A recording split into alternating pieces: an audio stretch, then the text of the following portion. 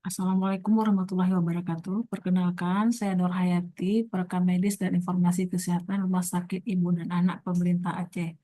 Hari ini kita sedikit akan melakukan sharing terkait dengan pelaporan SIRS online. Ada kebijakan terbaru pelaporan SIRS online atau Sistem Informasi Rumah Sakit. Nah, di sini dapat dilihat dari PMK nomor 1171 tahun 2011 tentang SIRS online. Ini ada bab 1 tentang ketentuan umum bahwa setiap rumah sakit wajib melaksanakan sistem informasi rumah sakit. Nah, kemudian di pasal keduanya ini, SIRS ini terdiri dari data identitas rumah sakit, data ketenagaan, rekapitulasi kegiatan, data kompilasi penyakit rawat inap, dan juga rawat jalan. Nah, kemudian di pasal 3 ini, eh, penyelenggaraan SIRS bertujuan untuk merumuskan kebijakan di bidang rumah sakitan, kemudian menyajikan informasi, lalu melakukan pemantauan, pengendalian, dan juga evaluasi penyelenggaraan rumah sakit secara nasional. Pelaporan SIRS ini tertuang dalam pasal 4, yaitu ada pelaporan yang bersifat terbaru atau updating, kemudian juga ada pelaporan yang bersifat periodik. Nah, kemudian ini yang melatar belakangi dari SIRS online, ada Permenkes 1171 tahun 2011, kemudian ada periode pelaporan yang terlalu lama dan kurang sesuai untuk pengambilan kebijakan. Inilah yang mendasari atau melatar belakangi kenapa SIRS ini wajib direvisi. Nah, kalau dulu pelaporan ini masih menggunakan template Excel yang menyebabkan kurangnya kontrol kualitas data dan juga menyulitkan proses cleaning dan kompilasi data. Lalu Dinas Kesehatan juga kurang terlibat untuk melakukan validasi data. Nah, tujuan dari revisi ini untuk mengakomodir kebutuhan pelaporan data yang bersumber dari rumah sakit untuk Kementerian Kesehatan dan juga Dinas Kesehatan. Lalu meningkatkan kuantitas dan juga kualitas data pelaporan dari rumah sakit, kemudian mempermudah pelaporan dengan pemanfaatan teknologi informasi, yaitu bridging dengan SIM-RS. Ini registrasi pasien case online, kemudian kalau untuk rumah sakit online ini ada rumah sakit online versi 3 dan ada SIRS online yang direvisi jadi versi 3. Nah, ini surat edaran dari Direktur Jenderal Pelayanan Kesehatan pada tahun 2024, tanggal 29 Oktober 2024. Nah, ini adalah surat edarannya. Nah, kemudian dalam aplikasi RS Online ini juga rumah sakit harus memperbaharui profil rumah sakit. Di sini termasuk data dan dokumen izin operasional, sertifikat akreditasi, dan juga surat keputusan tempat tidur dan sebagainya. Nah, kemudian mempengaruhi ketersediaan dan juga keterisian tempat tidur itu setiap hari minimal 2 kali pada pagi dan sore, itu bisa dilihat di aplikasi Sriranap. Nah, kemudian memperbaharui ketersediaan daftar pelayanan, paling sedikit diperbaharui setiap bulan, lalu memperbaharui ketenagaan dan dilaporkan di aplikasi SDMK. Jadi kalau di yang versi terbaru ini, yang untuk data ketenagaan itu sudah langsung link ke aplikasi SDMK. Kemudian untuk surplusnya itu masuk ke dalam ASPAT. Nah, untuk perubahan nama, jenis, kelas, dan juga pemilik rumah sakit disampaikan dengan cara memperbaharui data dan juga mengunggah dokumen yang ada di profil rumah sakit, kemudian menyampaikan informasi tersebut melalui dinas kabupaten atau dinas provinsi yang melaporkan melalui aplikasi Mantis. Nah, ini kemudian berdasarkan surat edaran itu juga aplikasi sistem ini digunakan untuk melaporkan data rekapitulasi kegiatan pelayanan dan juga data kompilasi penyakit, morbiditas rawat inap, dan juga rawat jalan secara periodik, baik bulanan maupun tahunan. Nah, kemudian yang poin B-nya adalah mengirim laporan dengan batas waktu. Pelaporan bulanan paling lambat itu pada tanggal 10 bulan berikutnya. Misalnya punya bulan April, maka paling telat dikirim pada tanggal 10 bulan Mei di bulan berikutnya. Nah, kemudian untuk pelaporan tahunan paling lambat pada tanggal 31 Maret tahun berikutnya. Nah, kemudian untuk yang kelima, berdasarkan soal edaran ini diklasifikasikan lagi, misalnya aplikasi SIS online ini akan mengalami perubahan pada formulir dan juga aplikasi pelaporan mulai tahun 2025.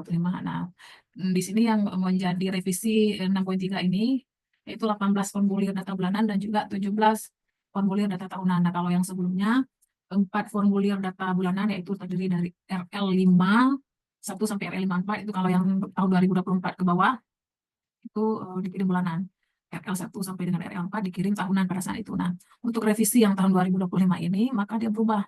Yang menjadi bulanan itu dari data rekapitulasi pelayanan, misalnya yang laporan bulanan itu terdiri dari indikator pelayanan, di situ ada bor, loss, BT, UNDA, dan GDR.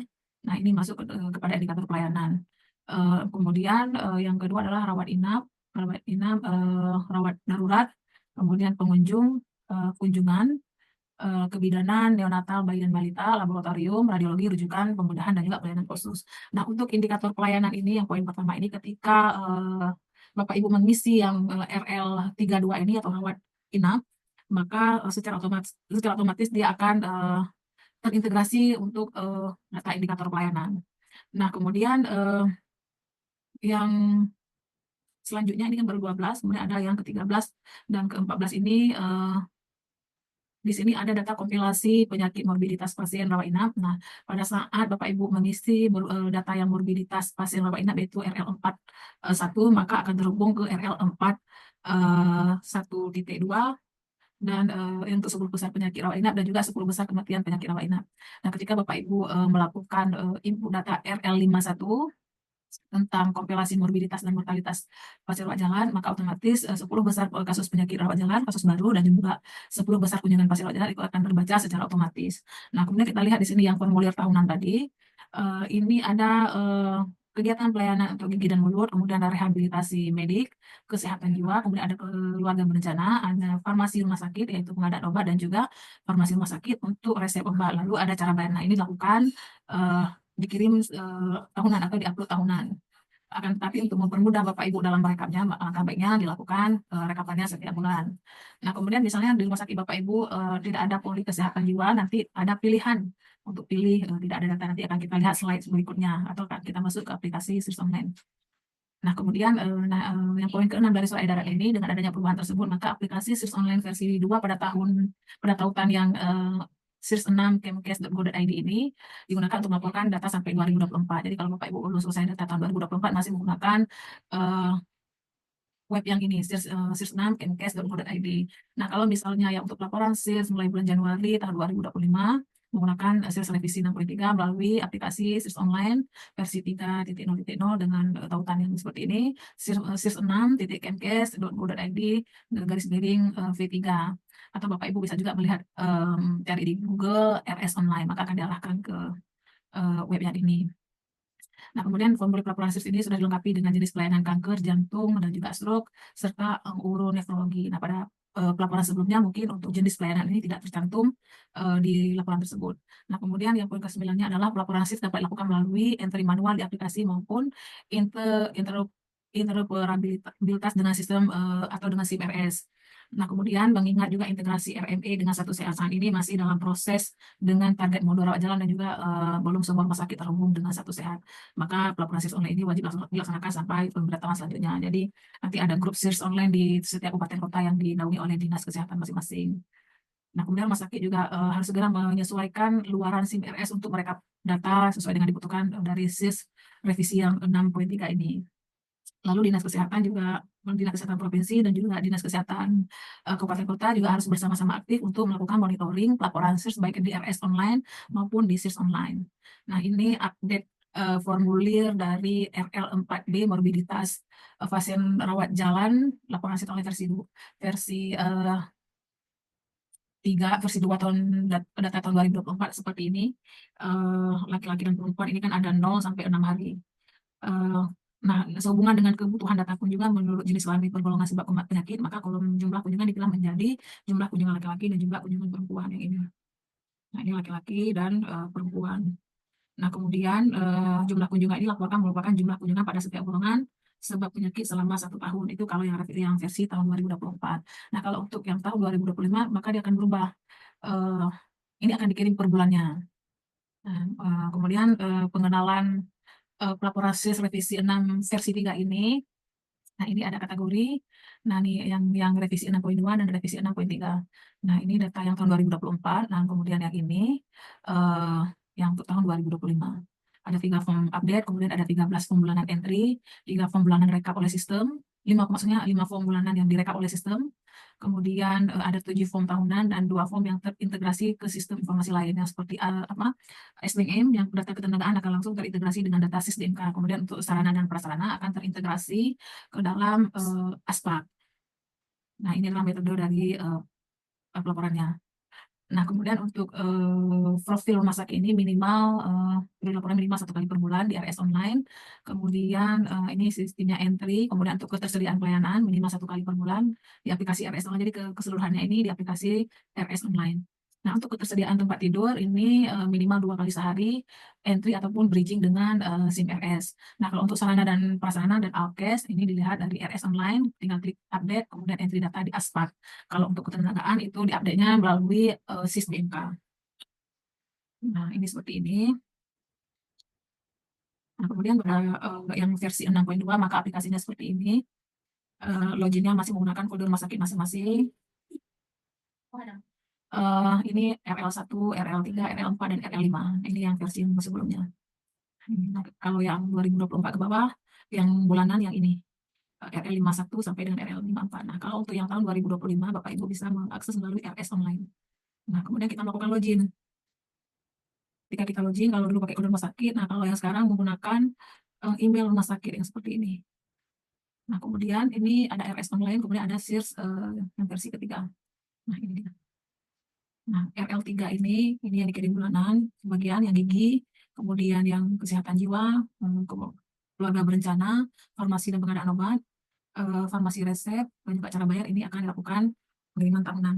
Nah, yang seperti saya jelaskan tadi, Bapak Ibu, misalnya Bapak Ibu mengisi RL 32 ini, yang rawat inap ini, misalnya kita contoh yang sudah saya upload, kita melihat Januari misalnya. Nah, ini ketika kita isi di sini, ini, maka secara otomatis dari RL32 ini akan terhubung ke RL31. Maka dia akan terbaca kembali. Ini akan langsung terpilah di aplikasi. Kemudian untuk RL4 ini, ketika Bapak Ibu mengisi yang ini adalah perbedaannya yang saya jelaskan tadi. Kalau yang RL4A dulu, yang tentang morbiditas pasien rawat inap, itu tidak ada klasifikasi usia kurang dari 1 jam, 1 sampai 23 jam, kemudian 1 sampai dengan 7 hari. Kalau dulu diawali dari 0 sampai dengan 6 hari, kemudian terakhirnya dulu tahun 2024 itu lebih 65 tahun ke atas. Nah, kalau pada tahun 2025 ini maka diklasifikasikan lagi sampai 85 tahun ke atas. Nah, ini Bapak Ibu. Kalau pada saat dulu hanya sampai di sini laki-laki dan perempuan, nah, jumlah pasien keluar mati kalau tahun 2024 tidak dibedakan. Nah, pada tahun 2025 ini dibedakan laki-laki dan perempuan. Nah, ini akan muncul biasa secara otomatis kalau kita pilih ini ketika kita isi RL41 ini, maka RL42, RL43 10 besar penyakit rawat inap dan juga 10 besar kematian, dia akan langsung terbaca kembali. Nah, ini juga seperti itu yang morbiditas rawat jalan. Ini juga umurnya juga sudah lebih dispesifikkan lagi. Kalau dulu 0 sampai 6 hari, nah kalau sekarang dimulai dari kurang 1 jam dan diakhiri lebih dari 85 tahun. Nah, ketika Bapak Ibu mengisi RL51 ini, maka akan terhubung ke RL52 sama RL53. Nah, ini diisi bulanan Bapak Ibu. Nah, Bapak Ibu untuk melihat apakah Bapak Ibu sudah berhasil mengisi data tersebut, Bapak Ibu bisa melihat di absennya. Nah, di sini ada pilihan, pilih provinsi, misalnya Provinsi Aceh, kemudian pilih kalau saya ini di Kota Banda Aceh, pilih nama rumah sakit, pilih anak misalnya. Nah, kita lihat di sini data apa aja yang sudah terupload di sini. Nah, ini misalnya untuk RL31 udah sampai bulan 3. Nah, kemudian untuk RL32 sampai bulan 3. Jadi kalau misalnya di RL31-nya sampai bulan 3, otomatis harus terisi dulu di RL32-nya. Nah, mungkin ini saja Bapak Ibu sharing tentang laporan SIRS online yang terbaru dari saya, Nur Hayati. Semoga bermanfaat bagi Bapak Ibu dimanapun Bapak Ibu berada.